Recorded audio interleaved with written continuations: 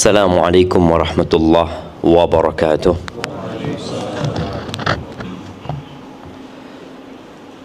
Alhamdulillah alladzi hadana lihada wa ma kunna linahtadiya laula an hadana Allah. Segala puji bagi Allah Jalla Jalaluh yang telah memberikan hidayahnya kepada kita, yang mungkin dulu kita nggak kayak gini. Teman-teman biker mungkin dulu beda tempat nongkrongnya. Entah sejak kapan rumah ini dijadikan tempat kajiannya. Sebagian kita mungkin dulu sibuk dengan dunianya, sibuk dengan hobinya, sibuk dengan kesenangannya. Kemudian Allah berikan hidayah sehingga kita mulai suka dengan rumah Allah Azza wa Jalla. Kita mulai mencintai yang namanya taman-taman surga. Walaupun terkadang membutuhkan perjuangan ya untuk datang ke sana. Tentunya beda ya, melangkahkan kaki kajian dengan melangkahkan kaki touring, lebih mudah mana jemaah? Nah, touring lah. Nah, semua janji di cancel. Tapi kalau kajian, afwan, ana ada janji. Itu mungkin perbedaannya. Maka kita bersyukur kepada Allah tatkala Allah menjadikan kita cinta dengan hidayah ini. Kalau bukan karena karunia Allah, nggak mungkin kita seperti ini. Dan semoga kita semua bisa menjaga nikmat yang Allah berikan. Allahumma salli wa sallim ala abdika wa rasulika sayyidina wa maulana Muhammadin wa ala alihi wa ashabihi ajma'in. Ya Allah, semoga salawat dan salam senantiasa Engkau curahkan untuk hamba kekasih-Mu, untuk baginda Nabi kita Muhammad alaihi salatu wassalam, untuk keluarga beliau, untuk istri-istri beliau, untuk putra-putri beliau, dan untuk seluruh sahabat Nabi, dan semoga Allah meridhai kita bersama mereka. Amma ba'd. Bicara mengikuti tren, di antara tren yang sampai saat ini kita merasa tidak mengikuti padahal kita berada di dalamnya adalah tren kalender Masehi. Coba, siapa yang menyebutkan kalender Hijriah? Yuk. Nih. Teman-teman di Jiga. Fadhal, hadiahnya sudah siap nih. Sebutkan bulan-bulan Hijriah, bulan-bulan Islam. Nah, fadhal. Muharram, Rabiul Awal, Rabiul Akhir, Jumadil Awal, Jumadil Akhir, Rajab, Sya'ban, Ramadan. Habis Ramadan apa? Kok Jumadil lagi? Habis Ramadan, Syawal, Dzulqa'dah, Dzulhijjah. Kok cuma 11? 11 ini cuma. Dzulhijjah ya 11. Kurang kan? Habis Muharram, Safar tadi yang Rabiul kasih hadiahnya. Maka cuma satu, teman dia 11 dia. Tuh lihat jemaah. Habis Safar touring ya. Habis Safar. Tuh, kita sampai saat ini mungkin menjadikan kalender Masehi itu sebagai patokan hidup bahaya. Kita menggaji karyawan kita dengan Masehi. Kita hidup berinteraksi dengan orang-orang Masehi. Ya nggak apa-apa, maksudnya nggak apa-apa itu kalender ini dipakai, tapi jangan dilupakan kalender kita gitu. Bagaimana kita membuat orang-orang ingat kalender Hijriah? Ya buat dia gajinya pakai Hijriah. Coba yang pembantunya digaji dengan kalender Hijriah, insya Allah tuh lebih ingat daripada bosnya. Dia ngomong, Pak, besok gajian. Loh kok bisa nih tanggal 17 atau tanggal 19 sekarang? Oh iya, ini sudah tanggal 22. Tanggal berapa jemaah? 24. Tanggal 24 Safar. Mau Safar. Gara-gara Safar Muharram. Kita tahun baru nih udah nih. Kita ini udah mau menyelesaikan bulan Muharram ya. Kita berada di tahun 1447 Hijriah. Dan orang yang menggaji karyawannya dengan hijriah itu telah melakukan ihsan. Kenapa? Kenapa? Kasih hadiah yang bisa jawab. Nah, ikut sunnah Rasul SAW.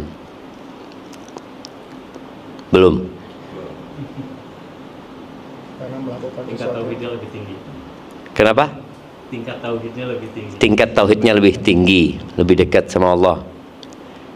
Belum. Dia berbuat baik loh kepada pembantunya, kepada karyawannya. Dia telah berbuat ihsan kepada karyawannya ketika dia menggaji mereka dengan hijriah. Ibu-ibu tafadhal. Nah, ibu-ibu, gimana ceritanya ini? Ibu-ibu ada yang angkat tangan di sini. Wakil ibu-ibu. Ya, tafadhali. Bismillah. Karena sudah menciarkan Islam, Ustaz, kepada kaum muslimin dan seluruh umat di dunia. Masya Allah, enggak, ini kepada pembantu. ART aja, nggak usah seluruh dunia, enggak. Kepada dia telah berbuat baik kepada pembantunya. Di mana letak kebaikannya? Kalau tadi katakan melaksanakan sunnah, itu kan kebaikan dia kepada Allah Azza wa Jalla, tauhidnya. Ini enggak, dia sedang berbuat baik kepada karyawannya. Dari mana? Di mana letak dia berbuat baik kepada dia? Ibu-ibu. Nah, orang itu kalau tahu baru dia semangat gitu. Kalau dia nggak tahu, biasa-biasa aja lah. Ustadz ngada-ngada aja. Dari dulu saya lahir sampai sekarang pakai Masehi, kalau tahu-tahu suruh ganti pakai Hijriah, bid'ah ini. Jadinya bid'ah gitu. Nah, silahkan ibu-ibu.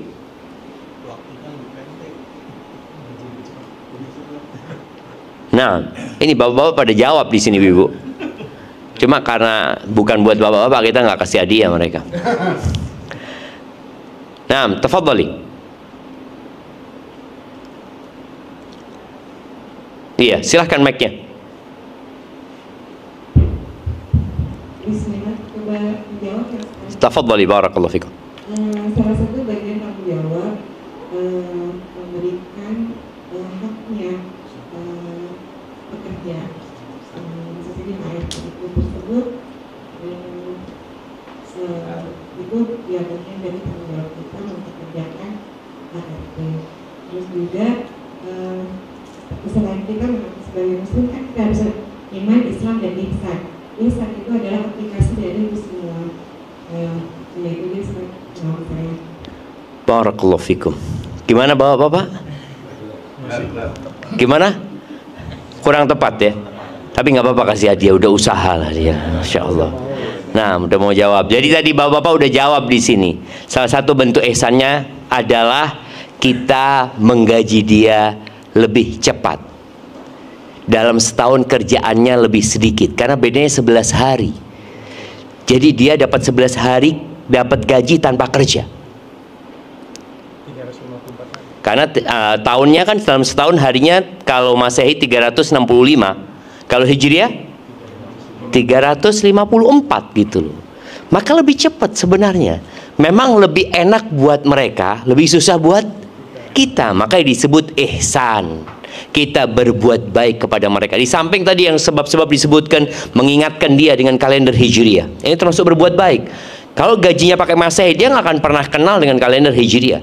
Tapi ini atasannya mengingatkan anak buahnya ini dengan kalender Hijriah. Pulang dia akan mengingatkan kepada keluarganya. Ketika anak buahnya telepon, ketika keluarganya telepon, "Umay ibu kapan kirim duit?" Insya Allah tanggal 25 Muharram.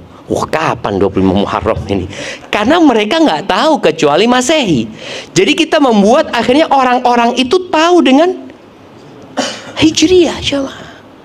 Cuma tadi kita udah bertahun-tahun mengikutin orang-orang non-muslim, tapi kita nggak sadar. Jemaah rahmatullah, manusia itu secara fitrah adalah makhluk yang cenderung untuk meniru. Dia suka meniru.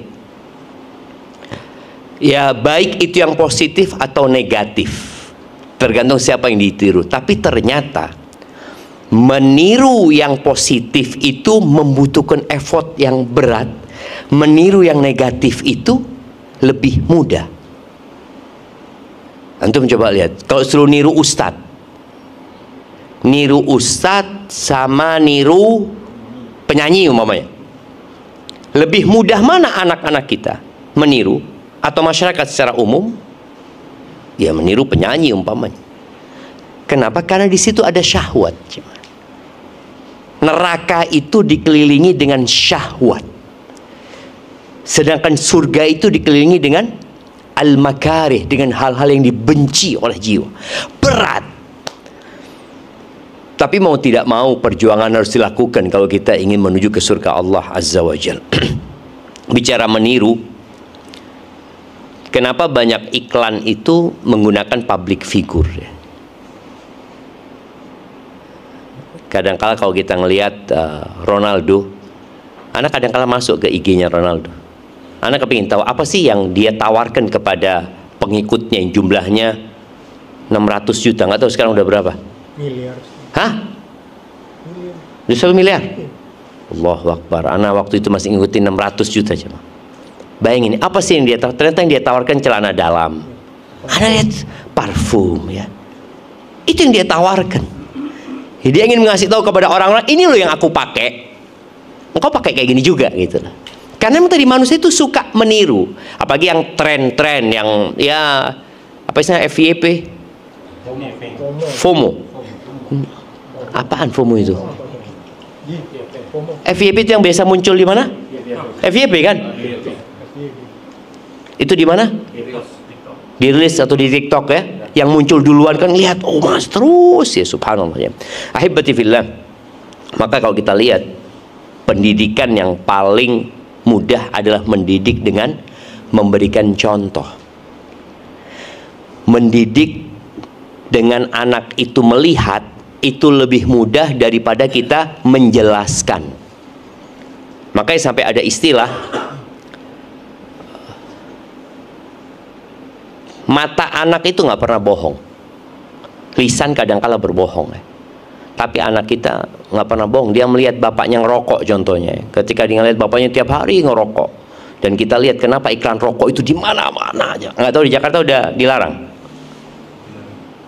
Masih di beberapa tempat tuh udah dilarang. Karena apa? Setiap hari orang ngelihat itu ya, ngelihat itu, akhirnya jadi tertarik. Sebagaimana tadi seorang anak yang melihat ayahnya ngerokok, lalu ayahnya ngomong, nak, jangan ngerokok. Kira-kira yang didengar anaknya apa? Apa yang didengar anaknya? Enak rokok itu nak, masya Allah. Siap ayah, ngerokok dia. Padahal ayahnya ngomong apa? Jangan ngerokok. Tapi karena dia melihat, memandang itu, terus-terusan terekam di benaknya kalau itu sesuatu yang enak. Sampai ada seorang anak jamaah yang diselamatkan sama bibinya. Bapaknya anak ini peminum, masuk ke rumahnya minum, mabuk di rumahnya. Akhirnya nih anak diselamatkan sama bibinya, dikeluarkan dari rumah itu. Kalau nggak salah bapak ibunya cerai, akhirnya dia dirawat sama bibinya. Ketika anak ini tumbuh besar ya, sudah mulai sekolah, mulai ngerti, ditanya sama bibinya, engkau nanti kalau di surga kepingin apa? Biasanya lah orang tua kadang-kadang ngomong sama anaknya, kalau masuk surga kepingin apa ini itu. Anaknya ngomong apa? Kepingin minum minumannya Abi tadi. Kepingin minum khamar, karena dia tahu di surga ada khamar. Dan kenapa bapakku kok suka gitu loh? Itu yang dia lihat terus, maka dia ingin gitu loh. Maka iklan-iklan di jalanan itu terus ya ma. Dan kenapa kalau kita turun pesawat di Halim itu, terus terang kalau sudah turun di Halim itu, Allahu Akbar ya, pintu keluarnya lewat penjual khamar kan. Antum tahu di sebelah kanan itu ada na'udzubillah ya. Kenapa kita tiap harus melihat ini gitu loh. Lihat ini, tiap turun melihat itu. Ini bukan pemandangan yang bagus gitu loh. Tapi tadi untuk menggoda orang. Yang mungkin muslim ini awalnya, kita ini penduduknya mayoritas muslim. Jadi peminumnya itu sedikit lah gitu loh.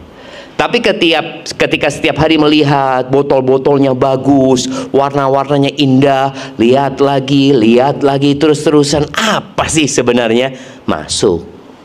Apaan sih? Itu terjadi. Makanya pendidikan dengan contoh itu lebih bagus daripada mendidik dengan perintah, dengan lisan, dengan memberikan penjelasan. Ketika seorang anak melihat ibunya pakai jilbab, lama-kelamaan dia kalau keluar ingin pakai jilbab, karena ini yang dia lihat gitu loh. Ketika dia ngelihat ibunya pakai cadar, dia ingin pakai cadar walaupun masih kecil. Nanti dia di luar hilang cadarnya itu. Dia memakai itu hanya melihat ibunya suka memakai hal itu. Jadi apa yang kita tunjukkan kepada mereka, itu yang akan mereka tiru, jamaah. Sedangkan sekarang mereka menonton sesuatu yang kita kadang-kala nggak tahu apa yang ditonton oleh mereka.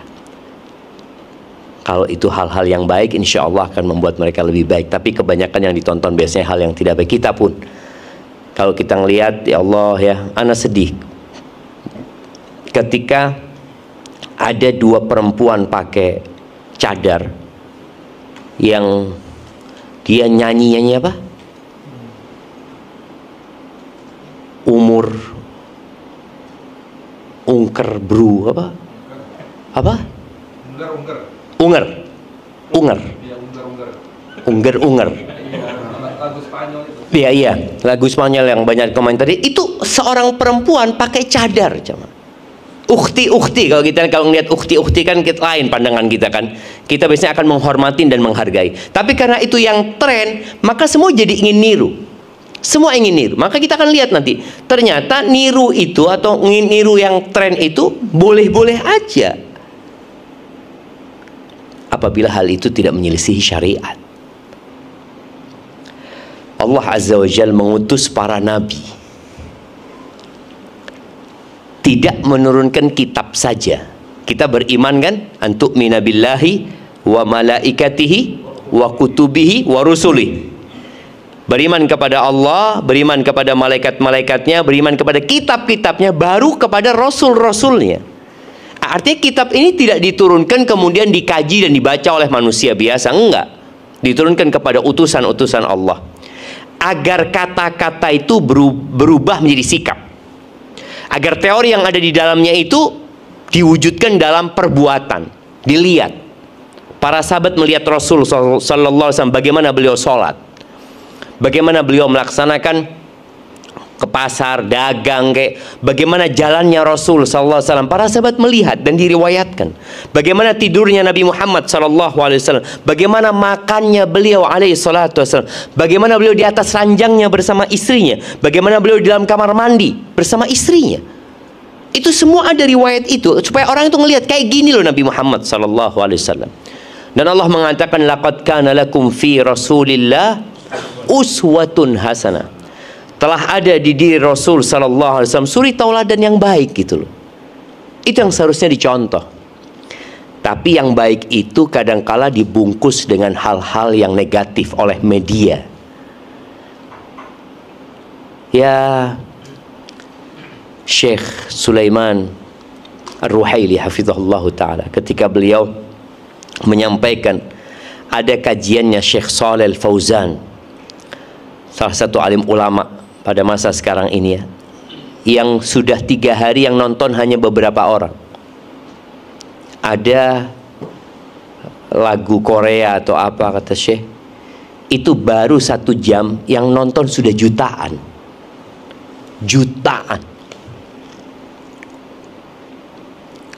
Makanya kadangkala kita tuh nyampaikan kepada mahasiswa, antum usahakan nonton kajiannya ustadz-ustadz yang di STDI itu, antum like, antum komen di sana supaya naik, supaya ditonton. Kalau nggak ada yang nonton, ditinggal nih sama orang, karena orang itu hanya melihat yang tren-tren aja, yang viral-viral aja yang mereka tonton. Maka Allah mengatakan, laqad kana lakum fi Rasulillahi uswatun hasanah. Ada suri tauladan yang baik di diri Rasulullah SAW. Tapi ternyata nggak buat semua orang. Liman kana yarjullaha wal yawmal akhir. Buat orang yang berharap perjumpaan dengan Allah dan ambisi dia adalah hari akhir. Yang ketiga syaratnya wa dzakarallaha katsir. Dia suka berzikir mengingat Allah Azza wa Jalla. Ahibati fillah, orang-orang yang melakukan kesyirikan sepanjang sejarah itu karena mengikuti tren yang ada di masyarakat. Ketika mereka ditanya kenapa menyembah patung-patung itu, apa sih jawaban mereka? Nenek moyang dari dulu kayak gini gitu loh. Engkau kok datang tahu-tahu menyelisihi kami gitu loh. Kayak tadi kita sampaikan bicara kalender Hijriah. Kenapa kita pakai Masehi? Apa dalilnya kita pakai Masehi? Nggak ada. Ya dari dulu memang kita udah pakai itu tuh. Maka meninggalkannya sangat berat sekali. Ini orang-orang musyrikin ketika ditanya, wa idza qila lahum ittabi'u ma anzalallah. Kalau dikatakan kepada mereka, yang di surat Al-Baqarah ayat 170, Allah mengatakan wa idza qila lahum ittabi'u ma anzalallah. Apabila dikatakan kepada mereka, ikutilah apa yang Allah turunkan. Apa jawaban mereka? Qalu bal nattabi'u ma alfaina alaihi aba'ana. Kata mereka, akan tetapi kami akan mengikuti tren yang ada di orang-orang tua kami. Sulit memang untuk meninggalkan itu, jemaah. Jadi game, dulu orang main game itu kapan? Kapan orang main game? Yang pertama yang main game itu anak-anak. Anak-anak, hanya anak-anak dulu main game. Mainnya biasanya di mall ya, apa dindong ya. Pernah ngeliat orang tua main game di situ? Nggak ada, nggak ada. Tapi sekarang yang main game siapa? Kakek-kakek main game. Kakek di Masjidil Haram. Ana lihat jemaah, kita lagi selesai tawaf, kita sholat di belakang makam Ibrahim. Kan itu tempat meetingnya orang-orang kan nunggu itu kan. Ini Anda ngelihat yang biasanya orang berdoa ya, ini enggak main game. Ya Allah, astagfirullah, astagfirullah. Kakek-kakek jamaah. Ini sesuatu yang ya yang memprihatinkan sebenarnya. Mengikuti tren yang ada, ya kalau itu baik nggak ada masalah. Dan Nabi SAW mengatakan bahwasanya kita itu memang akan mengikuti tren. Trennya siapa? Trennya orang-orang Yahudi dan Nasrani. La tattabi'unna sanana man kana qablahum. Kalian benar-benar akan mengikuti gayanya, jalannya, ajarannya orang-orang sebelum kalian. Itu sudah disampaikan 1447 tahun yang lalu. Shibran bi shibrin. Jadi mengikutinya itu sama persis. Sama persis. Satu jengkal, satu jengkal. Wadhira'an bidhira'in, satu hasta, satu hasta. Hadwal qudzati bil qudzah. Di riwayat ini dikatakan seperti bulunya anak panah. Antum tahu bulunya anak panah itu supaya dia itu imbang, itu harus benar-benar sama persis. Hatta law dakhalu juhra dhabbin la dakhaltum. Kalau sampai orang-orang itu masuk ke dalam lubangnya dhab. Apa dhab itu? Kadal gurun. Iya, mungkin dia itu iguana padang pasir ya. Nah, dan enak itu rasanya jamaah. Ana pernah gali lubangnya dhab. Ya kita terinspirasi ya. Bagaimana Nabi SAW menyebutkan kalau mereka masuk ke lubangnya dhab, kita akan ikut. Ternyata lubangnya dhab itu muter-muter jamaah di dalam itu jamaah. Di dalam itu. Kita gali sampai capek, sampai nggak dapat dhobnya itu kita. Kita pun akan masuk seperti mereka. Kalau dia kenapa? Air. Bukan yang ini airnya, nah. Insya Allah. Oh lain sama. Ustadz dapatnya zam-zam. Jamaah kita lihat di mana antum? Masya Allah.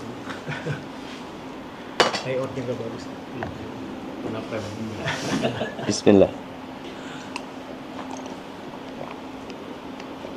Alhamdulillah. Jadi manusia itu biasanya akan mengikuti sesuatu yang dianggap keren. Apalagi kalau yang melakukan dianggap orang-orang yang keren. Pernah dulu ada cukur rambutnya, yang rambutnya cuma ada di sini. Ronaldo pernah? Iya.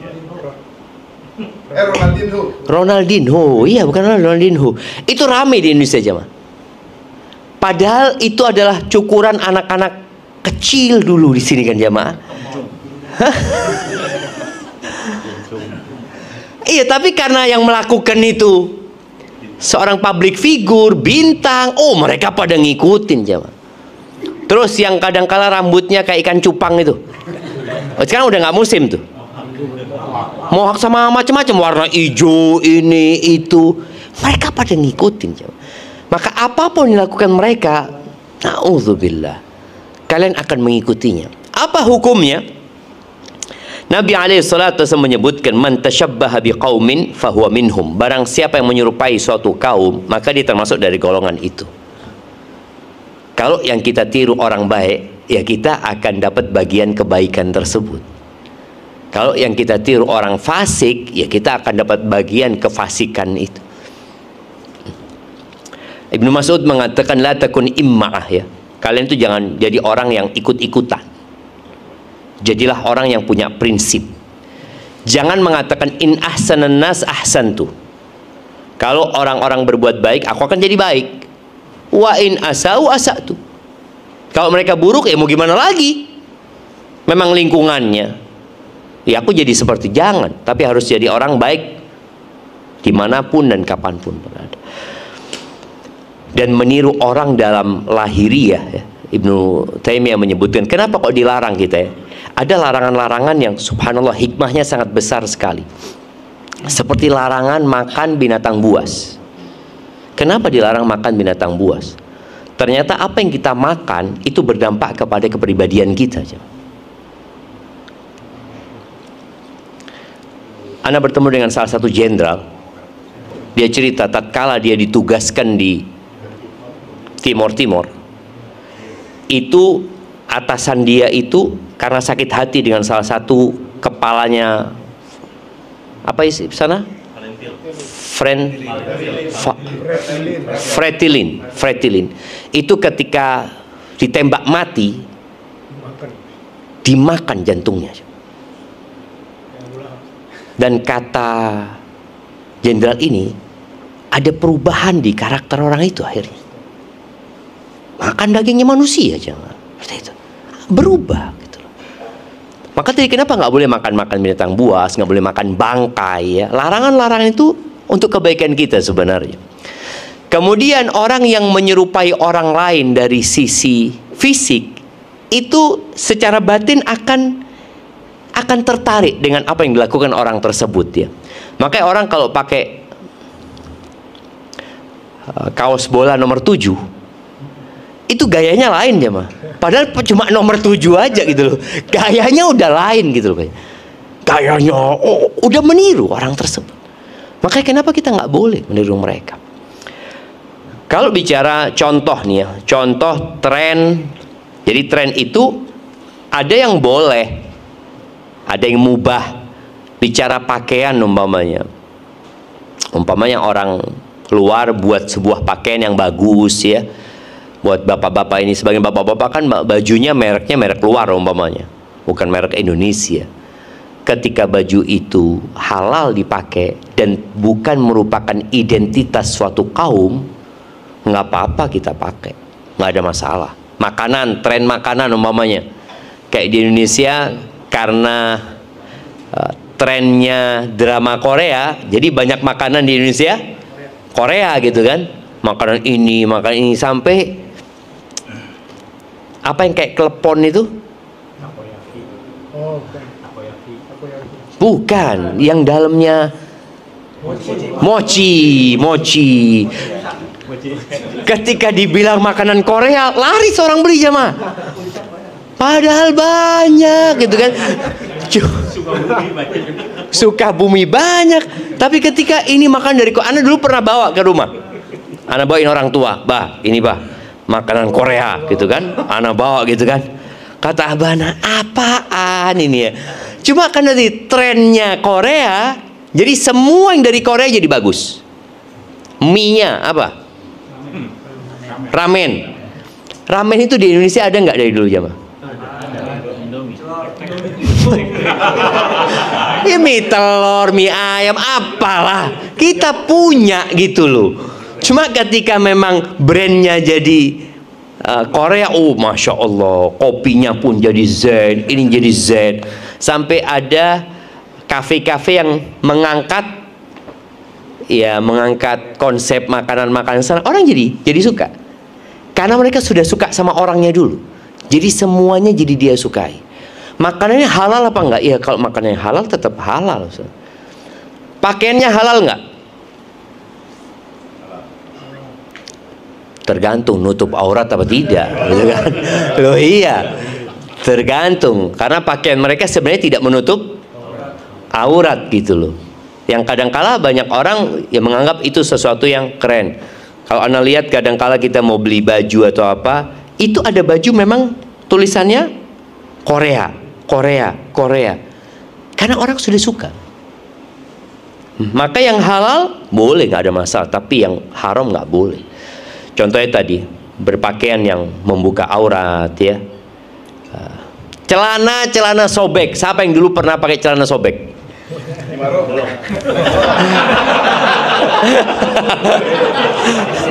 Siapa dulu yang merasa keren kalau celananya robek? Kita waktu SD nangis celana robek jamaah.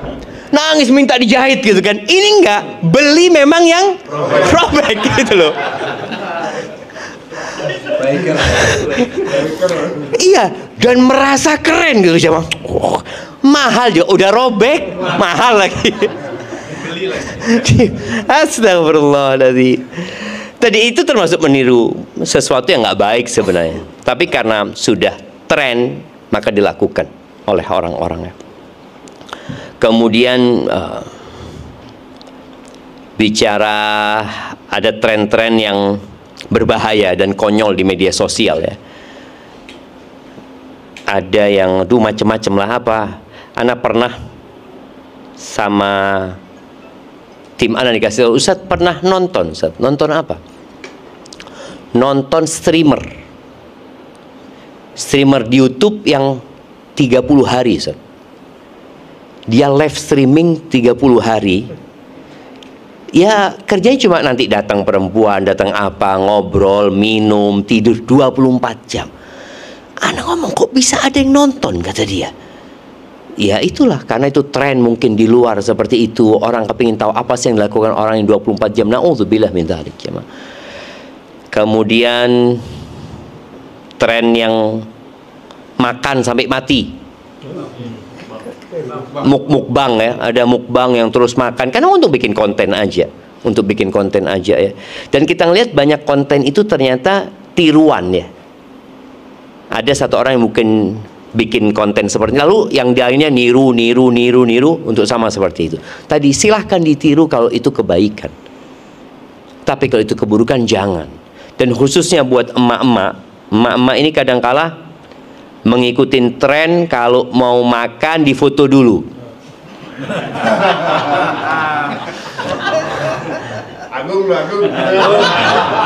Nah, ada seperti itu. Jadi kalau mau makan tuh tunggu dulu. Suaminya ngeliatin istrinya ya, buat apa? Ngikutin tren. Jadi hanya untuk dijadikan status, untuk dilihat orang, karena orang lain melakukan itu, dia pun melakukan itu. Coba sebelum berbuat itu tanya apa sih manfaatnya gitu loh. Kenapa kita harus melakukan yang kadang-kadang kita bertanya kepada diri kita manfaatnya apa? Wallahu a'lam, kita juga nggak tahu manfaatnya apa. Kemudian ya di antara tren yang kita lihat di negeri kita merayakan hari Valentine ya. Tanggal berapa hari Valentine itu?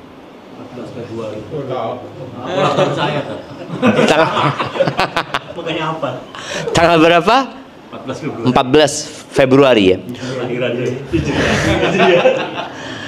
Dulu kita SD, kita nggak pernah dengar yang namanya Valentine. Nggak ada. Sekarang trennya itu sampai ke jualan coklat plus kondom. Iya loh jemaah. Di minimarket itu coklat itu dijual plus ada kondomnya. Na'udzubillah, ya seperti itu ya.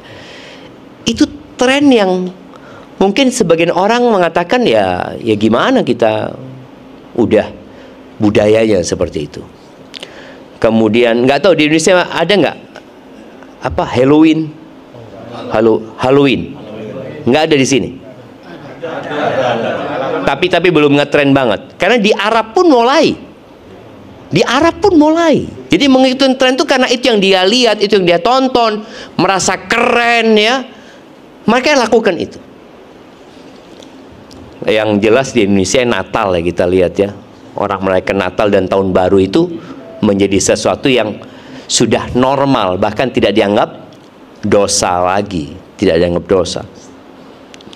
Kemudian ada tren yang berkaitan dengan pacaran ya, yang sebenarnya hal ini ya dari dulu orang itu mungkin yang nggak ngerti agama pacaran. Mungkin bapak-bapak, ibu-ibu dulu pun berpikir seperti itu karena belum mengerti dan faham agama ini. Tapi sekarang ada tren bagaimana orang itu nyewa pacar. Bukan nyewa pacar, nyewa apa? Ya nyewa pasangan, cuma dibayar untuk pura-pura dia punya apa istilahnya? Pacar bayangan. Itu jadi tren yang dilakukan oleh orang-orang. Apa? FWB.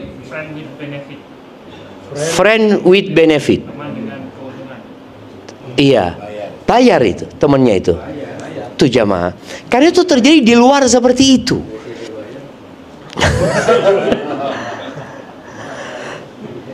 Nah, kemudian kalau kita lihat di antara tren yang juga kita sering melihatnya adalah apa istilahnya, tren flexing.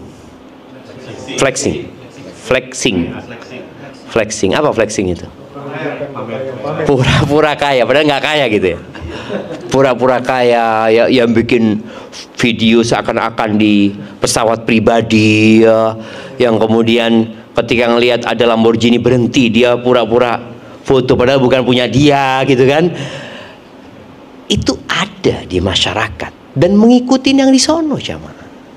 Kenapa? Karena konten itu yang dia lihat tiap hari kemudian akan menumbuhkan dirinya keinginan untuk mencontoh yang seperti itu. Kemudian yang kita lihat juga di masyarakat kita, tren joget. Kalau joget ini kayaknya benar-benar dari anak kecil sampai orang nenek mungkin jamaah. Anda lihat kadang-kala anak-anak ya di pojokan naruh HP, kemudian goyang-goyang ke kanan, ke kiri, ke depan ya. Iya, joget TikTok itulah. TikTok ya. Kemudian kadang-kala di lapangan ya kita lewat, ada emak-emak dua naruh HP, tahu-tahu gini-gini, anak ngomong astagfirullahaladzim ya seperti itu. Apa? HP-nya hilang. Kok bisa hilang HP-nya? Dan itu termasuk tren dan dianggap lumrah. Bahkan orang tua kalau melihat anaknya melakukan itu, apa yang dia katakan? Biasalah, lagi viral nih, lagi tren nih, dianggap biasa. Kesian mereka aja, maka sampai di kampung-kampung. Dahulu orang kampung, sekarang enggak. Orang kampung gayanya sama dengan orang kota, enggak ada bedanya, cuma lebih parah aja. Ketika anak ke Papua, kita itu dari Kepi, Kabupaten Kepi, Kabupaten Mapi itu, kita menuju ke Simpang 3 apa namanya, naik boot itu jemaah. Di hutan itu kita ngelihat ada tower jamaah. Ana ngomong Allahu Akbar ya. Mereka sudah menonton hal-hal yang membuat gaya rambutnya berubah, pakaiannya berubah. Tadi gaya hidupnya mereka berubah, mengikuti tren yang ada. Ya, kalau bicara musik, kita tahu hukumnya musik ya. Bagaimana 4 madhab, ya mereka bersepakat kalau nggak boleh. Walaupun mungkin, kan ada pendapat yang membolehkan, tapi musik yang seperti apa? Ada tren di Jawa Timur yang mungkin sudah mulai ke Jawa Tengah dan mungkin nanti akan ke Jakarta. Sonhore. Yang mengharamkan siapa? MUI Jawa Timur aja, iya kan? Belum MUI pusat atau nggak salah, belum. Mereka sudah mengharamkan. Tapi mengharamkannya bukan karena musiknya, tapi karena mengganggunya. Sedangkan kalau kita lihat madhab itu sudah mengatakan udah nggak boleh, haram sudah. Mau son horek, mau son apa, kalau isinya musik itu ya udah haram, seperti itu. Kecuali yang kita tahu boleh bermain rebana ketika lebaran, ketika idul, ketika pernikahan atau walimatun nikah. Itu son horek benar-benar mengganggu. Tapi ketika tren, semua orang bikinnya, bahkan dijadikan festival. Di Jember itu ada festivalnya. Anak pernah ke tempat festivalnya son horek, ngisi kajian di situ. Cerita yang punya rumah, kalau sudah son horek festival, Ustaz, ini genteng-genteng jatuh, genteng. Pintu sama jendela itu bautnya lepas, karena bener-bener Allahu Akbar ya. Dan itu dianggap keren.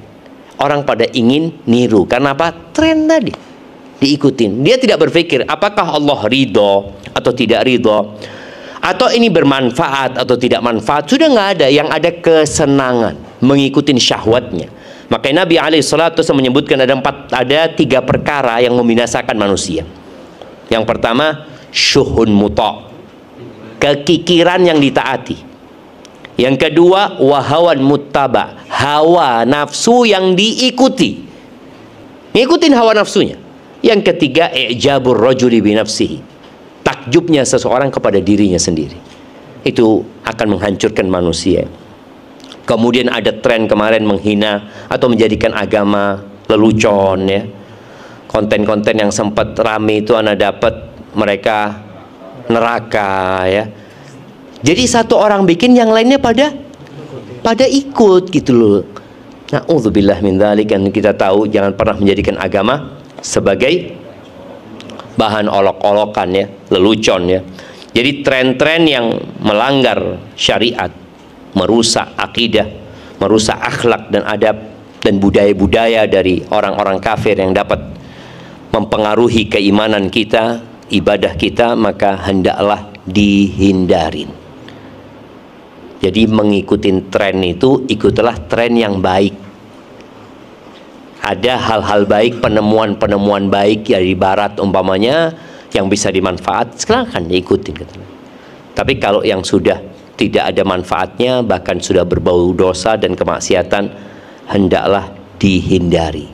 Tapi karena manusia suka mencontoh, ya silahkan baca Al-Quran. Ada banyak contoh kebaikan. Ada cerita para nabi di situ. Baca cerita orang-orang soleh kalau untuk dijadikan contoh. Dan kita para orang tua hendaklah menjadi contoh yang baik buat anak-anaknya. Barakallahu fiik. Itu mungkin yang dapat Anda sampaikan. Mungkin kita masuk ke sesi tanya jawab. Anda persilakan bagi yang ingin bertanya.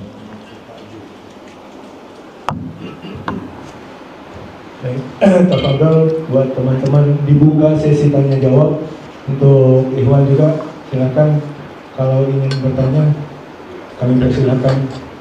Kalau bisa sesuai dengan tema kita pada hari ini. Tapi kalau boleh, sejauh Ustadz masih bisa jawab, insya Allah. Insya Allah. Betul.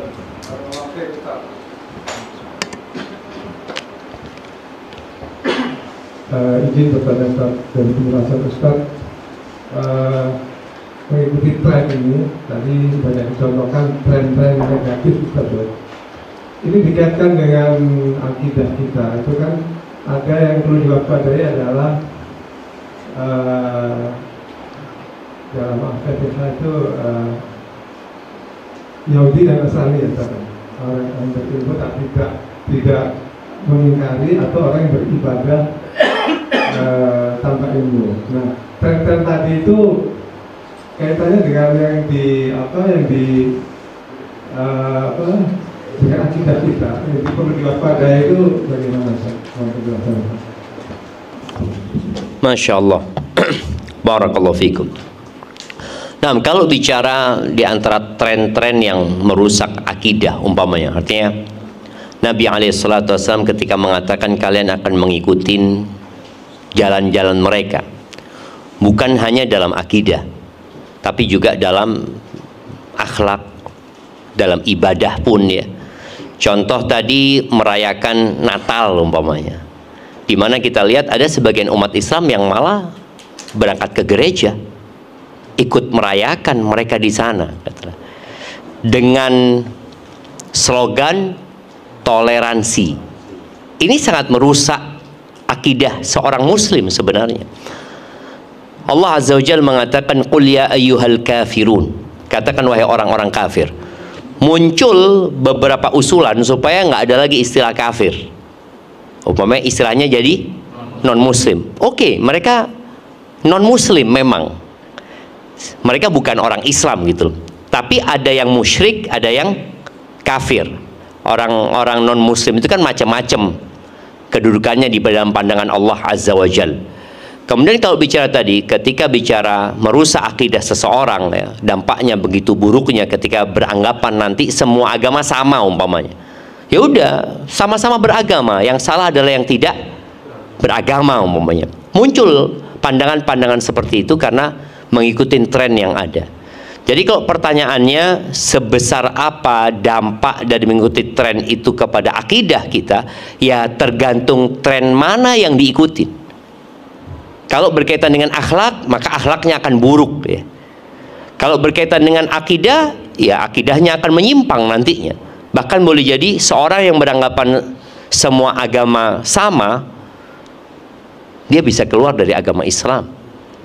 Karena yang tidak mengkafirkan orang kafir itu bisa jadi dia kafir, termasuk yang membatalkan keislaman seseorang. Jadi orang-orang di luar sana mengkafirkan muslim, nggak ada masalah. Sebagaimana masyarakat jahiliyah pada waktu itu menganggap Nabi Muhammad SAW murtad, menganggap orang yang masuk Islam itu murtad, mereka menganggap itu. Maka kita pun beranggapan mereka adalah orang-orang kafir, itu hal yang wajar dan lumrah gitu. Jadi kalau dampaknya kepada akidah tergantung tren mana yang diikutin ya. Mungkin kalau trennya tadi adalah tren yang berkaitan dengan menganggap semua agama sama, kemudian toleransi beragama yang kebablasan ya, itu mungkin yang dapat menyebabkan akidah itu jadi bermasalah nantinya. Barakallahu fikum.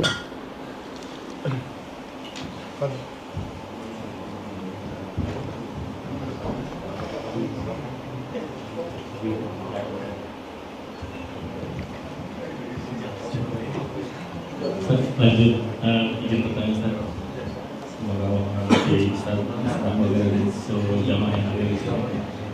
Kalau dari tren itu banyak contoh dari Ustaz itu tren-tren yang lebih ke negatif ya saja. Mungkin bisa memberikan masukan dari Ustaz, misalnya tren ataupun belum yang menjadi tren kebaikan, yang dimana di sini kan kita ada di dalam beberapa komunitas ya. Jadi bisa mungkin insya Allah teman-teman kita ini bisa memberikan contoh untuk di komunitasnya agar menjadi lebih baik sebenarnya. Masya Allah, Masya Allah. Iya, di antara tren yang kadangkala juga muncul di media kita, tren berbagi makanan kepada fakir miskin. Kadang-kala kan mereka kita lihat ya, datang ke rumah orang-orang miskin. Dulu sempat ada tren yang bangun rumahnya orang yang apa? Bedah rumah, umpamanya bedah rumah, itu termasuk tren yang perlu ditiru, itu tren kebaikan gitu loh. Kemudian apalagi yang ngetren tapi kebaikan? Ada yang ngaspal jalan, bukan ngaspal jalan, yang jalan bolong-bolong itu mereka perbaiki ya. Ada juga jalan-jalan bolong yang ditanamin pisang sama orang. Bersih-bersih masjid. Ada tren pakai hijab syar'i. Itu jadi tren loh. Yang sampai sekarang kita melihat orang pakai jilbab itu bukan karena taat kepada Allah Azza wa Jalla. Ya nggak semuanya ya. Ada orang-orang yang pakai jilbab bukan karena ketaatan, tapi karena tren. Makanya kadang-kadang pakai jilbab lengannya pendek ya, pakai jilbab bawahnya ke atas. Itu kan kenapa dia melakukan itu? Ya tren aja, semua pada pakai jilbab, pada nutup apa? Nutup rambutnya gitu loh. Jadi kan nggak enak gitu loh. Jadi memang ada orang-orang yang pakai jilbab, dia nggak tahu kenapa dia pakai jilbab, kemudian dia lepas jilbab juga nggak tahu kenapa dia lepas jilbab. Innamal a'malu binniyat. Makanya ada orang pakai jilbab nggak dapat pahala, padahal dia menutup aurat. Kenapa nggak dapat pahala? Karena niatnya hanya mengikuti tren. Maka nanti ketika trennya udah nggak ada, ya dia lepas gitu. Tapi kalau orang karena Allah Azza wa Jal mau orang pada pakai jilbab, nggak pakai jilbab, dia tetap pakai jilbab. Makanya beberapa waktu yang lalu kita lihat ada mungkin public figure yang awalnya berjilbab kemudian lepas jilbab ya. Yang ya memang mungkin dia pakai jilbab kenapa dulu, sekarang lepas jilbab juga kenapa ya? Karena keinginan saja, bukan karena ketaatan kepada Allah Azza wa Jal. Kemudian tren yang kita lihat bikin status-status kebaikan ya. Itu juga bisa kita contoh, umpamanya berapa banyak teman-teman yang suka bikin konten kebaikan atau posting video ustadz ya. Tren-tren yang seperti ini insya Allah manfaat buat orang. Kemudian kita bisa bikin tren menanam di lahan-lahan yang nggak dimanfaatkan. Terus terang, kenapa Indonesia pertaniannya kalah sama Thailand umpamanya coba? Padahal luas tanahnya jauh lebih luas Indonesia katanya. Tadi karena banyak lahan-lahan yang tidak dimanfaatkan ya. Cobalah kita membuat tren-tren yang menjadi inspirasi buat orang. Akhirnya orang itu mengikuti hal tersebut jemaah. Barakallahu fikum. Nah. Lalu untuk ibu-ibu ada yang bertanya, silakan. Assalamualaikum. Apa Ustaz? Waalaikumsalam warahmatullahi wabarakatuh. Saya mau bertanya, tren sekarang tuh banyak alumni yang kita reunian, tapi umurnya udah pada lansia, malah udah banyak yang sendiri, udah pada ditinggal suami atau istri. Kita kadang-kadang trennya itu kita safar ke, ya safar lah. Nah kita yang udah lansia, terutama untuk perempuan, kalau udah lansia ini ada dispensasi nggak? Tidak sama Mas. Terima kasih dan Masya Allah, barakallahu fiik ya. Iya, buat ibu-ibu ya, buat para wanita, Allah Azza wa Jal mengatakan dalam surat Al-Ahzab ya, waqarna fi buyutikunna wala tabarrajna tabarrujal jahiliyatil ula. Kata Allah, kalian menetaplah di rumah-rumah kalian. Kalian menetaplah di rumah-rumah kalian. Kalau harus keluar, jangan bersolek seperti bersoleknya orang jahiliyah. Jadi hukum asalnya perempuan ini, dia adalah pencipta ketenangan dan kedamaian di dalam rumah. Jadi perempuan itu keberadaannya menjadikan rumah itu jadi damai, jadi tenang ya. Dia mengadakan hal itu. Makanya dia dilarang keluar ya, kecuali izin sama suaminya kalau dia seorang istri, kalau seorang anak izin sama orang tuanya. Tapi intinya perempuan itu diarahkan oleh Allah untuk menetap di rumah. Dan Nabi SAW mengatakan innal mar'ata aurah. Wanita itu adalah aurat. Ketika wanita itu keluar, istashrafaha syaitan. Syaitan dari jauh sudah memandangi dia untuk digodain sama syaitan. Maka kenapa ada aturan perempuan nggak boleh safar tanpa mahram ya? Itu untuk menyelamatkan perempuan dan menyelamatkan masyarakat. Jadi bukan hanya menyelamatkan perempuannya, tapi menyelamatkan masyarakat secara umum. Islam tuh memikirkan yang namanya keamanan ya sosial ya. Bagaimana tidak terjadi perzinaan, bagaimana tidak jadi perselingkuhan. Dengan cara salah satunya perempuan tinggal di rumah, dan kalau mau keluar izin, kalau safar harus pakai mahram. Maka wallahu a'lam bishawab, tadi kalau ada perempuan yang mau safar, alhamdulillah. Kalau dia mau safar hanya untuk reuni, janganlah. Jangan. Kalau safar hanya untuk reuni, mungkin reuninya bisa pakai Zoom. Nah, Anda minta tisu? Oh, ini tisu. Nah.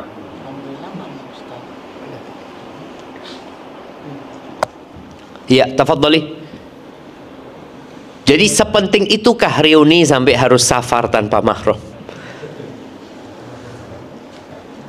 Mungkin mau mengenang masa lalu ya. Apa? CLBK. Cinta lama bersemi kembali.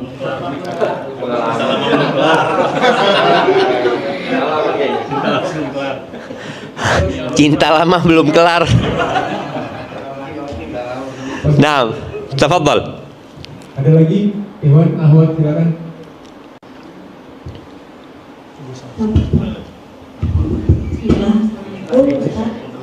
Ya, tafadhali. Iya, namanya kalau misalnya safar keluar kota untuk nengokin anak yang udah kuliah, tapi tanpa mahram itu tetap nggak boleh ya Ustaz? Ya tadi, kalau tidak penting ya, tidak terlalu penting. Hukum asalnya tetap nggak boleh ya. Hukum asalnya nggak boleh. Tapi sesuatu yang tidak boleh menjadi boleh apabila ada darurat umpamanya, atau ada kebutuhan mendesak yang memang mengharuskan untuk safar gitu. Tapi tetap ada syarat dan ketentuan, yaitu keamanan buat dirinya ya, selama dalam perjalanan. Tapi hukum asalnya tidaklah kecuali dalam kondisi tadi darurat atau kebutuhan yang mendesak ya. Barakallahu fikum.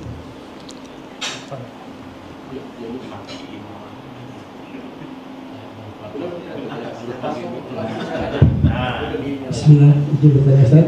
Nah, Untuk diberi kesehatan oleh Allah SWT. Allahumma amin. Bagaimana caranya menumbuhkan minat kepada Gen Z untuk hadir di kajian, yang mana mereka sudah terlanjur mengikuti tren dan menganggap hadir di kajian membosankan?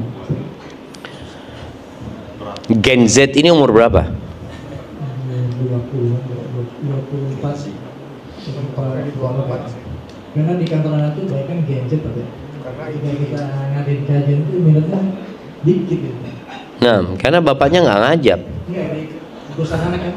Alhamdulillah dikasih amanah sama perusahaan untuk di dakwah. Setiap minggu itu kita ada kajian online, dan kebanyakan dari Gen Z ini males ikut. Nah, perusahaan tuh rencananya coba gimana cari cara supaya Gen Z ini bisa ikut kajiannya banyak tuh, sampai gitu. Nah, jadi memang pendekatan kepada setiap generasi sepertinya berbeda ya. Kalau kita lihat Gen Z ini, bagaimana pendekatan kita kepada mereka kadangkala personal. Kalau rame-rame, kadangkala yang mendengarkan cuma 5 orang, yang lainnya malah nggak dengerin ya.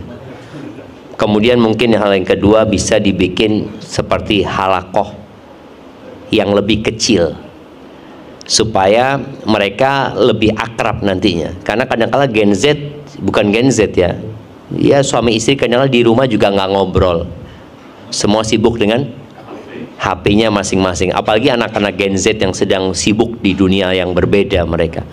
Kemudian yang ketiga, boleh jadi dengan ya camping bersama mereka ya. Perlu ada sesuatu yang nggak apa ya, nggak biasa gitu loh. Diajak camping mereka, bikin acara khusus mereka camping, panggil ustadz ya. Kemudian di situ semua HP ditaruh, disita. Paling nggak, kalau kita dulu waktu SD itu ada acara namanya persami. Perkemahan Sabtu malam Minggu. Itu kita seneng banget ya. Kenapa? Karena kita melihat sesuatu yang nggak biasa gitu loh. Maka kita perlu mengembalikan hal-hal seperti itu buat Gen Z ini. Bahwasanya ada sesuatu yang lebih indah daripada handphone itu. Tadi anak disebut Bang Yongki, anak minta maaf sama beliau karena nunggu terlalu lama. Kata beliau apa? Aman Ustaz, sekarang ada handphone. Kata dia. Jadi nunggu lama itu jadi nggak lama gitu loh. Jadi peluang main handphone. Iya tadi. Jadi akhirnya kita perlu menghilangkan ini. Bahkan di barat anak lihat ada yang hidup 3 pekan tanpa handphone ya, agar mereka lebih berinteraksi dengan yang ada di sekitarnya, jadi lebih dekat sama mereka. Makanya perusahaan kayaknya perlu membuat sesuatu yang berbeda, yang menarik mereka. Kadang-kala kajiannya di model ya kayak gini lah. Habis makan kajian, gimana nggak seneng gitu kan? Gen Z itu kalau diajak kajian mungkin setelah makan yang enak ini, kemudian mungkin nanti ada tanya jawab bersama mereka ya, atau mereka diminta dibuat modul buat mereka belajarnya supaya bertahap. Insya Allah mungkin bisa buat mereka kalau perusahaan yang mewajibkan.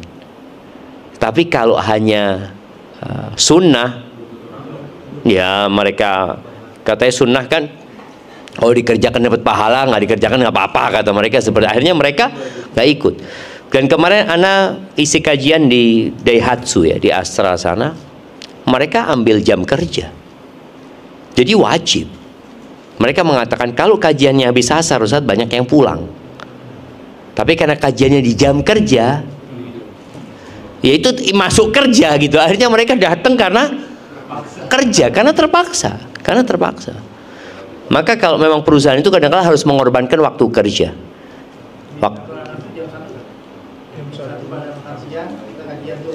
Itu masuk jam kerja kan seharusnya kan? Iya, udah bagus seharusnya, udah bagus. Loh, kalau wajib kan semuanya harus ikut. Oh iya, jadi sunnah. Ya tadi harus diwajibkan. Artinya memang off kerja, ber-off semuanya. Dan juga nggak usah lama-lama. Untuk Gen Z ini nggak bisa lama-lama. 15 menit cukup. Jangan 1 jam, 15 menit. Atau kayak kultum gitu. 7 menit selesai, bismillah, bubar.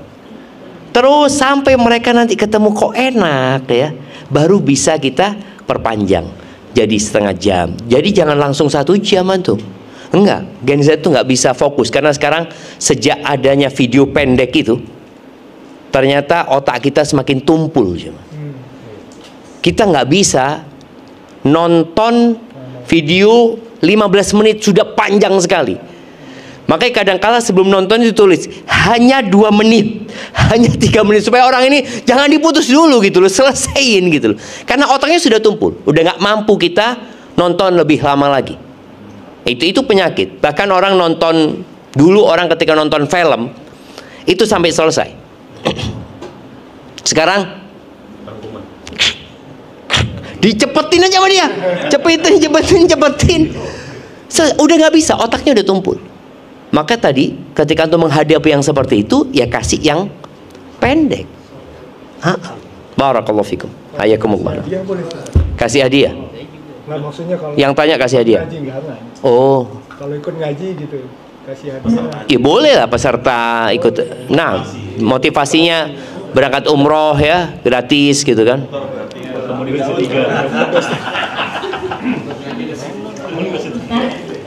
Iya, silakan Ibu. Mau nanya. Iya, silakan. Mau nanya. Padahal. Kalau misalnya posisi udah single nih Ustaz, udah janda, terus tinggal di kota yang gak ada mahram tapi nggak serumah gitu. Iya. Itu maksudnya gimana ya Ustaz ketika mau mengunjungi orang tua yang tinggalnya di luar kota? Maksudnya ketika tinggal di kota ini yang notabene nggak sama mahram. Dia tinggal di kota ini nggak ada masalah, karena dia sudah mukim. Tanpa mahram nggak ada masalah kan? Karena dia bukan musafir, dia sudah menetap mukim.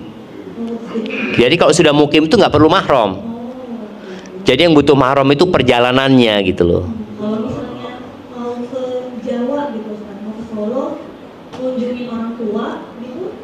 Ya termasuk safar akhirnya.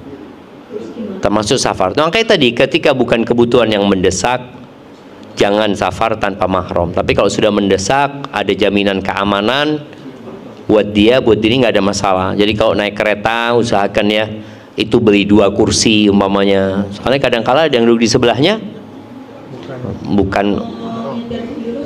Kalau apa? Nyetir sendiri. Ya itu yang dikhawatirkan nanti ada motornya mogok atau apa.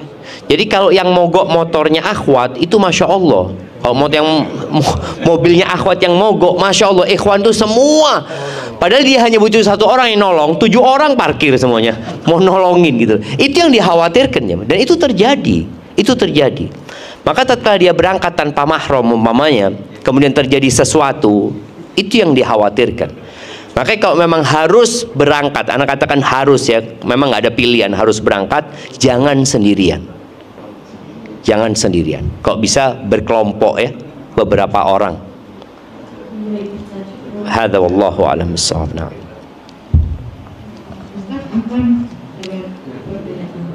Naam, tafadhali.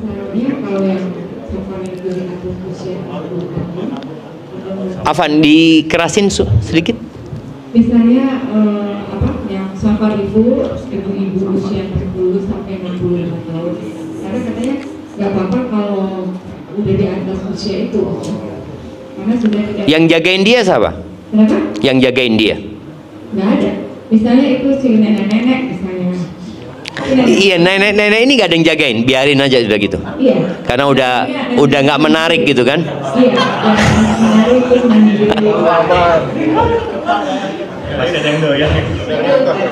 Astagfirullahaladzim. Iya tadi usahakan. Ana sampaikan firman Allah Azza wa Jalla, waqarna fi buyutikunna. Kata Allah, tinggallah kalian di rumah-rumah kalian. Kalau harus keluar, harus melakukan sebuah kegiatan, jangan bersolek tadi. Kalau memang safar, maka hendaklah pakai mahram. Kalau nggak penting, nggak usah gitu. Saudah istri Nabi SAW itu, dia nggak pernah keluar rumah. Dia pernah keluar rumahnya ya, kemudian kelihatan sama Umar bin Khattab. Kelihatan karena Saudah ini orangnya besar ya, tinggi besar gitu. Akhirnya Saudah itu nggak mau lagi keluar rumahnya. Yang keluar dari rumahnya adalah jenazahnya dia. Padahal dia sudah nenek-nenek, jamaah. Artinya sudah 60 tahun ke atas umurnya. Maka tadi arahan yang perlu dijaga ya. Kalau tidak ada kepentingan yang mendesak, jangan melakukan safar tanpa mahram. Kalau sekedar untuk happy-happy ya, kadangkala emak-emak arisan ini kemana, berangkat kemana ya, bareng-bareng temennya, hendaklah lebih baik di rumah buat mereka ya. Barakallahu fikna. Iya. Pertanyaan terakhir. Loh, kok terakhir?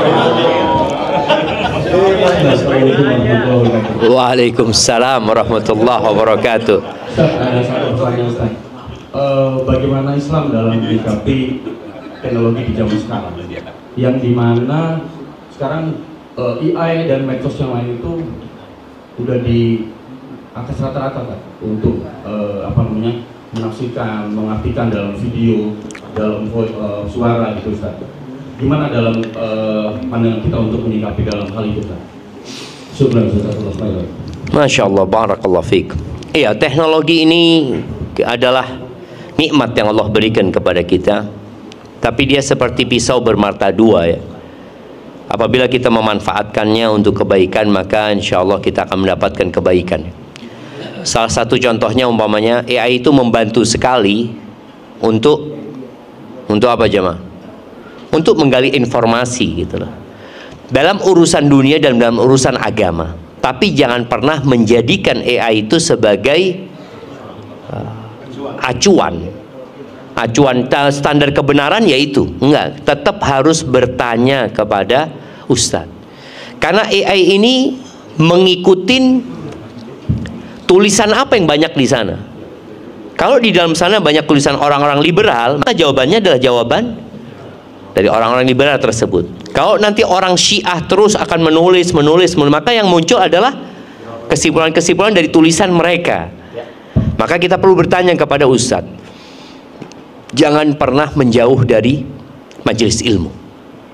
Jangan sampai karena ada media nggak datang lagi kajian. Ya udah, ana udah nonton dari rumah, ana udah ini. Jangan. Kita datang kajian itu bukan hanya mendapatkan ilmu, tapi langkah kaki kita itu sedang menuju ke surga. Kebersamaan kita di majelis ilmu itu, malaikat-malaikat turun membersamai gitu jemaah. Itu yang tidak dapat dengan kajian online. Kajian online dapat ilmu, insya Allah tetap dapat ilmu, dapat bagian berkah, insya Allah dapat. Tapi ada banyak hal yang hilang ketika seorang hanya mengandalkan kajian online. Yang ketiga, ketika orang itu sering melihat AI, kemudian melihat kajian online, bisa menimbulkan kesombongan. Karena dia tidak pernah duduk di majelis ilmu.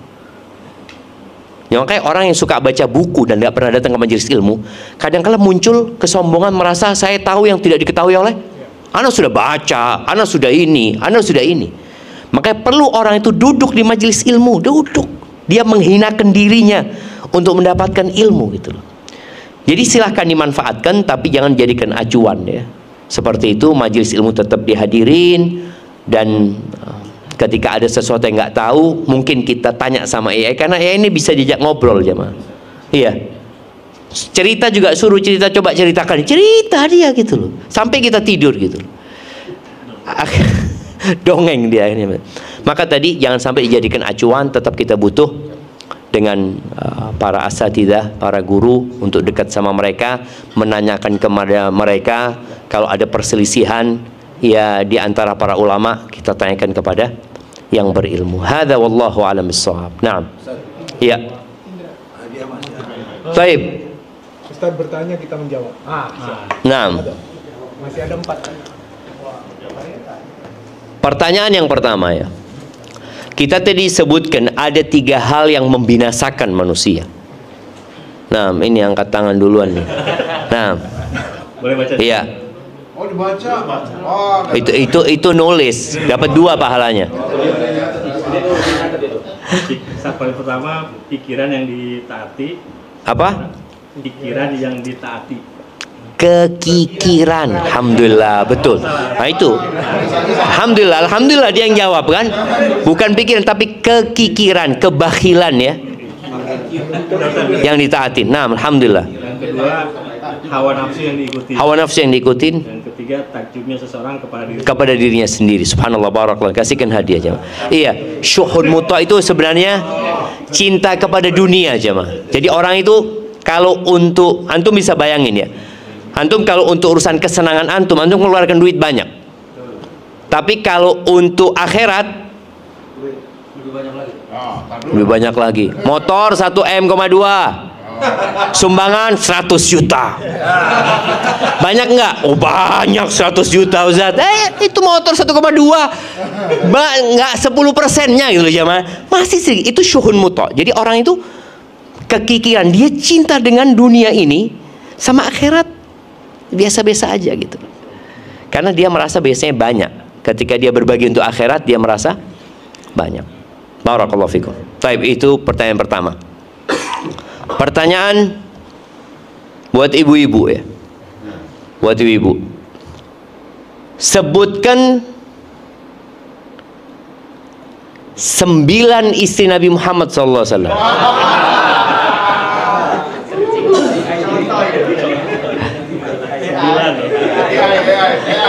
Loh, ini meremehkan, bapak-bapak ini meremehkan ibu-ibu.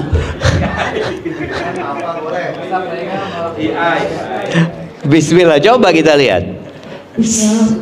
Tanpa Khadijah ya. Karena Khadijah ditinggal mati, meninggal duluan gitu loh. Anak mau. Oh enggak harus urutan. Bebas. Aisyah. Saudah. Hafsah anaknya siapa? Anaknya Umar, sahih. Zainab. Zainab ada 2. Zainab yang mana nih? Zainab binti Huzainah. Nah, Zainab binti Khuzaimah itu termasuk yang meninggal duluan ya. Taib, Zainab bintu Jahash ya. Taib, kemudian Juwairiyah bintul Harith. Udah 7. Ummu Habibah. Ramlah binti Abi Sufyan. Sama Maimunah bintul Harith. Iya, dan Sofiyah bintu Huyai bin Akhtab. Ini nggak nyontek cuma. Tahu dari mana tuh? Kalau nyontek kan langsung baca ini kan langsung gitu. Enggak, insyaallah. Barakallahu fiik. Nah, udah dikasih hadiahnya. Ada spesial. Ini udah nyontek, Mas. Udah nganter. Masya Allah, masya Allah. Ya udah siap tuh. Taib, pertanyaan selanjutnya masih ada hadiahnya. Ada buah Ustaz. Buat akhwat. Dua lagi buat Iya. Kapan mengikuti tren yang haram dan kapan yang dibolehkan?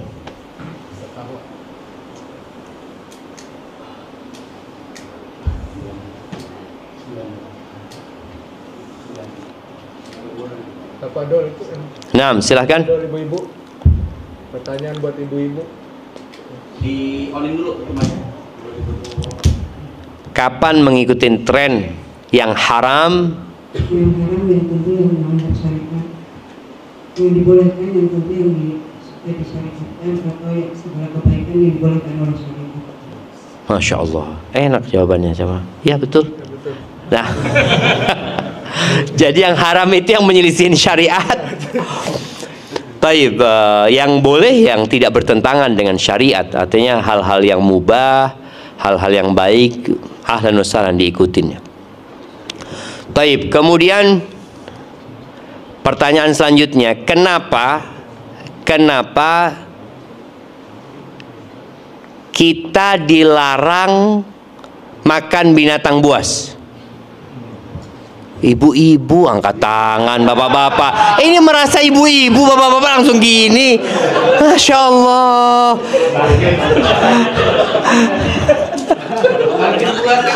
Makin buas ya. Kalau malam jadi ibu-ibu salah. Nah, silakan ibu-ibu.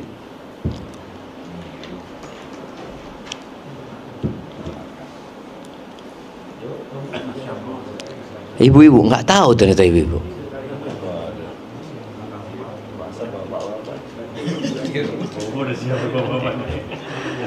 Yes. Bapak udah ngacung aja dari tadi. Nah, ibu-ibu. Pertama tentu karena dilarang oleh Allah dan Rasulnya. Iya, karena diharamkan. Tentu di balik itu Allah lebih mengetahui keburukan untuk hambanya. Iya, apa hikmahnya tadi? Ada keburukan apa? Yang tadi kita sampaikan. Itu bisa menurunkan hal-hal yang negatif dari sifat gen atau penyakit-penyakit. Iya, siap. Barakallahu fikum. Iya, kadangkala karakter binatang itu akan pindah kepada yang memakannya, maka itu dilarang ya. Barakallahu fikum. Nah, Satu lagi pertanyaan terakhir Ustaz. pertanyaan terakhir spesial ini. Ya, itu spesial. Buat siapa? Bapak. Dua, Iwan Akhwat boleh. Oke, bebas ya. Bebas. Pertanyaannya bebas. Oke, sekarang buat bapak-bapak. Oke. Sebutkan 10 sahabat yang dijamin masuk surga.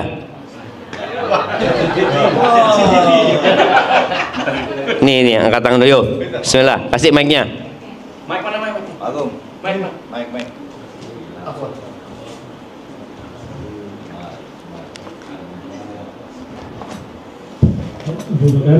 Abu Bakar As-Siddiq, Umar bin Khattab, Uthman bin Affan, Ali bin Abi Talib, Abdurrahman bin Auf, Sa'ad bin Abi Waqqas, Zubair bin Awam, Sa'id bin Zaid,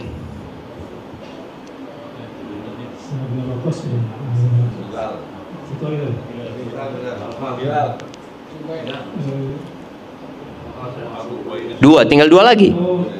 8 itu. Siapa?